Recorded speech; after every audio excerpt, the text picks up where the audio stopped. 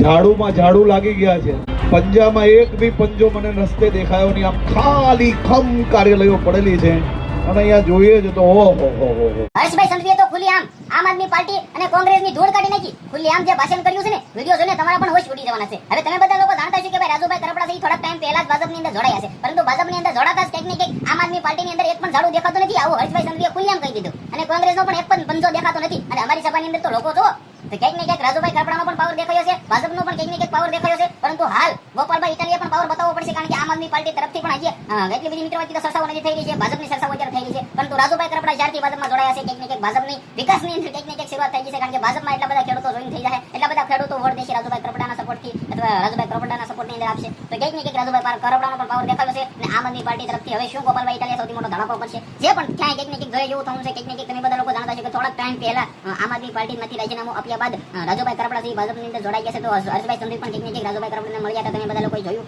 પરંતુ આ વખતે ખુલ્લી આમ સોતરા કાઢી નાખ્યા છે અને ભાષણ પણ કરી રહ્યા છે કે પંજો દેખાતો નથી, એક પણ ઝાડુ પણ દેખાતો નથી, હાવણા ખોઈ ગયા છે. તો કંઈક ને કંઈક આમની અંદર હવે મને લાગે છે કે આ વખતે વધારે જોર લાગી રહ્યું છે ભાજપનું, અને ઓલરેડી પહેલેથી વધારે જોર લાગી રહ્યું છે. મારે કોઈ ભાજપ સાથે લેવા દેવા નથી, હું કોઈ ભાજપની અંદર જોડાયેલો નથી, પરંતુ આ તો ભાઈ દેખાઈ રહ્યું છે એ તમારા લક્ષ લાવી રહ્યો છું. બાકી આમ આદમી પાર્ટી કોંગ્રેસને પણ જેને પણ હોય વોટ એવા માણસોને આપો જે કામ કરી શકે. આપણે કોઈ પાર્ટીને જોઈને નહીં આપવાનું, આપણે વ્યક્તિને જોઈને આપવાનું. તો તમારું શું કેવું છે મારી વાત? કેટલા લોકો સામે શેર કરી, ફોલો કરી, સબસ્ક્રાઇબ કરી શકો, જેથી હું તમારા સમક્ષ એવી જાણકારીઓ લાવતો